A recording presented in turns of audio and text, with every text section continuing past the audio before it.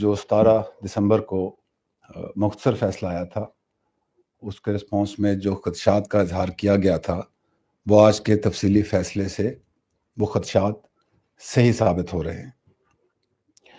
آج کے فیصلے بالخصوص اس میں استعمال کیے گئے الفاظ انسانیت، مذہب، تہذیب اور کسی بھی اقدار سے بالاتر ہیں۔ افواج پاکستان ایک منظم ادارہ ہے۔ ہم ملکی سلامتی کو قائم رکھنے اور اس کے دفاع کے لیے اپنی جانیں قربان کرنے کے حلف بردار ہیں، اور ایسا ہم نے پچھلے 20 سال میں عملی طور پر کر کے دکھایا ہے کہ وہ کام جو دنیا کا کوئی ملک، دنیا کی کوئی فوج نہیں کر سکی، وہ صرف پاکستان نے اور افواج پاکستان نے اپنی عوام کی سپورٹ کے ساتھ اس کو حاصل کیا۔ میں پچھلی بہت ساری پریس کانفرنسوں میں جب بھی آپ سے بات کی تو nature and character of war کے اوپر بات کی کہ ہم کنونشنل جنگ سے سب کنونشنل جنگ اور اس کے ساتھ لڑتے ہوئے بہتر ہوتے ہوئے آج ہائبرڈ وار کا سامنا کر رہے ہیں۔ تو ہمیں اس بدلتی ہوئی nature and character of war کا بھرپور احساس ہے۔ اس میں دشمن، اس کے سہولت کار، اعلیٰ کار، ان کا کیا ڈیزائن ہو سکتا ہے، وہ کیا چاہتے ہیں، ان سب کی بھی ہمیں سمجھ ہے۔ جہاں دشمن ہمیں داخلی طور پر کمزور کرتے رہے، اب اس داخلی طور پر کمزور کرنے کے ساتھ ساتھ بیرونی جو ان کی خطرات ہیں، ان کی طرف سے بھی آوازیں اٹھ رہی ہیں۔ آپ نے دیکھا ہوگا انڈین آرمی چیف کا کل کا کیا بیان آیا، ان کی لائن آف کنٹرول پہ کیا کوششیں ہیں۔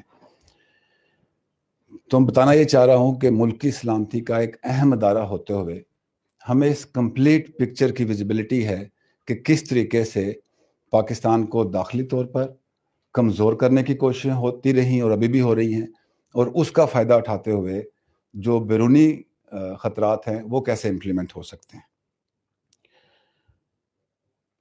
اب ان حالات میں چند لوگ اندرونی اور بیرونی حملوں سے ہمیں اشتعال دلاتے ہوئے آپس میں بھی لڑانا چاہتے ہیں، اور اس طریقے سے پاکستان کو شکست دینے کے خواب بھی دیکھ رہے ہیں۔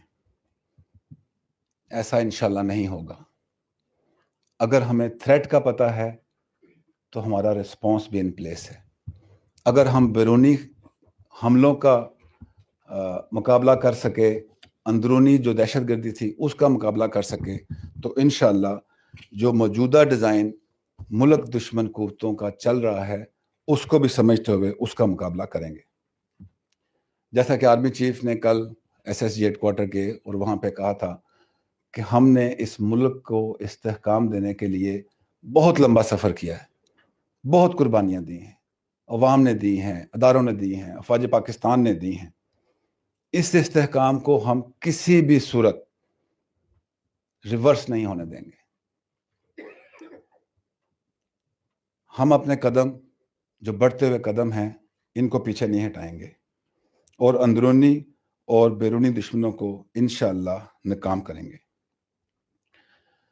افواج پاکستان صرف ایک ادارہ نہیں ہے، یہ ایک خاندان ہے۔ ہم عوام کی افواج ہیں اور جذبہ ایمانی کے بعد عوام کی حمایت سے مضبوط ہیں۔ ہم ملک کا دفاع بھی جانتے ہیں اور ادارے کی عزت اور وقار کا دفاع بھی بہت اچھی طرح جانتے ہیں، لیکن ہمارے لیے ملک پہلے ہے، ادارہ بعد میں ہے۔ آج اگر ملک کو ادارے کی قربانیوں کی، ادارے کی پرفارمنس کی اور ہماری یکجہتی کی ضرورت ہے، تو ہم دشمن کے ڈیزائن میں آ کے ان چیزوں کو خراب نہیں ہونے دیں گے، اور انشاءاللہ ہم ملک کا بھی، اس کی عزت کا بھی، اس کے وقار کا بھی، اور ادارے کی عزت و وقار کا بھی بھرپور دفاع کریں گے۔ اب سے کچھ دیر پہلے آرمی چیف کی وزیر اعظم پاکستان سے تفصیلی بات چیت ہوئی۔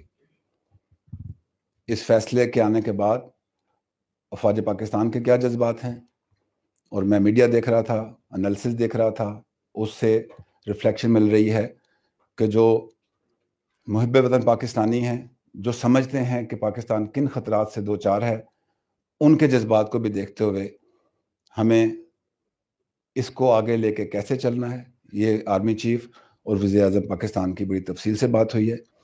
فوج اور حکومت پچھلے چند سالوں سے مل کر ملک کو اس طرف لے جانا چاہتی ہے جہاں ہر قسم کے خطرات ناکام ہو جائیں اور ملک اس طرف جائے جہاں ہم جانا چاہتے ہیں، اور انشاءاللہ وہاں ہم جائیں گے۔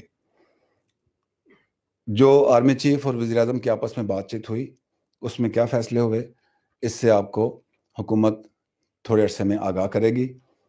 میری عوام سے درخواست ہے کہ وہ افواج پاکستان پر اپنا اعتماد رکھیں۔